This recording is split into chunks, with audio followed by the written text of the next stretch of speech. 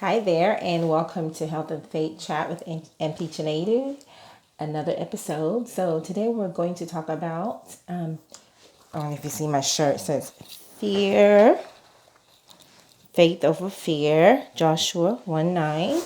So we're going to talk about faith and fear. You've heard of the acronym of fear, forget everything and run, right? That's an acronym. That's a choice of when we fear. It's kind of like we forget everything and run.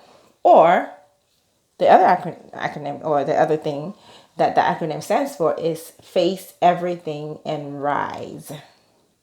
So the question is, which one do you want to choose? Which one will you choose?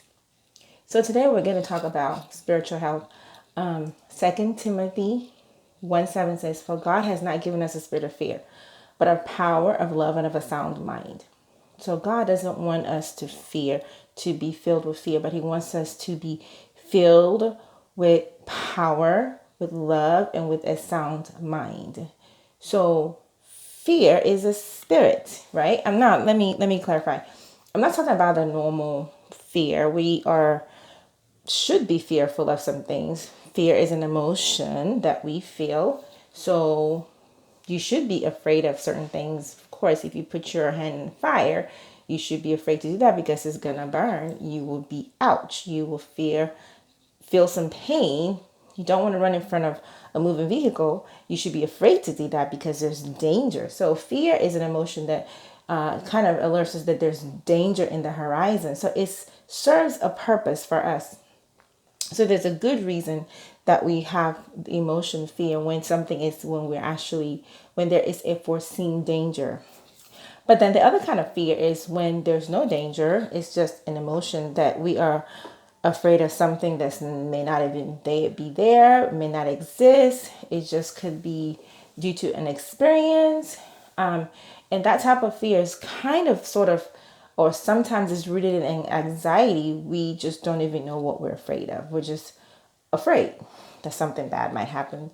So that's the type of fear I'm talking about, the kind that cripples you in doing something that you know you should do.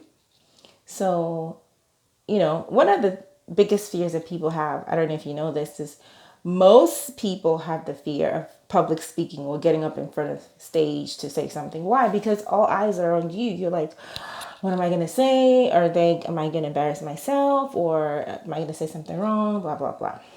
We are afraid of what people would think. So that's kind of the general public, have that fear. I had that fear too, of course. I remember when I was young, I was supposed to get up to sing in front of people. I was so fearful. Oh my gosh, I was so paralyzed. This was when I was younger. And then I had this freak accident all of a sudden where, as a result of that, I had my lip basically was split and I had to go get 12 stitches. That was not fun. So I had to drink my food for weeks. I think the healing process went on for weeks. I just had to drink, liquid protein shakes and, because I couldn't eat, I couldn't open my mouth. So I was like, Lord, just heal my lips. Just make them normal again.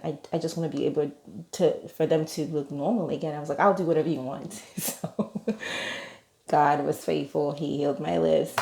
So did I keep the end of my bargain? Yeah, I did.